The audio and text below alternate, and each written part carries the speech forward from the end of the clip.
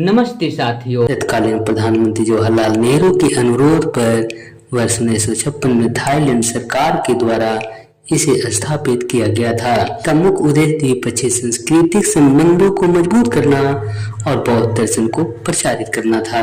यह पहला स्थानीय भारतीय समुदाय और थाई भिक्षुओं दोनों के स्वास्थ्य संसाधनों को सुदृढ़ करने के उद्देश्य से ये चिकित्सा उपकरण दान की गई है। इस परिसर में एक विशाल ब्रह्म बुद्ध मूर्ति स्थापित है जो इस मोनास्ट्री की दिव्यता और आकर्षण को बढ़ाता है। ध्यान क्लासेस प्रतिदिन सुबह और शाम होती है तथा जनवरी में प्रत्येक वर्ष पूर्ण मौन रिट्रीट आयोजित किया जाता है।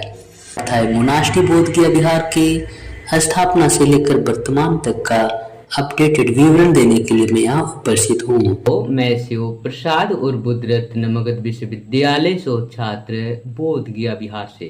अभी आप लोगों को वार्ड थाई मोनास्ट्री बोध गया बिहार के स्थापना से लेकर वर्तमान तक का अपडेटेड विवरण देने के लिए मैं यहाँ उपस्थित हूँ। डिजिटल साइट के शोध के आधार पर यह भारत में स्थित एकमात्र मंदिर है। इसे थाई मठ के नाम से भी जाना जाता है। तत्कालीन प्रधानमंत्री जवाहरलाल नेहरू के अनुरोध पर वर्ष 1956 में थाईलैंड सरकार के द्वारा इसे स्थापित किया गया था। इसका मुख्य उद्देश्य द्विपक्षीय सांस्कृतिक संबंधों को मजबूत करना और बौद्ध दर्शन को प्रचारित करना था।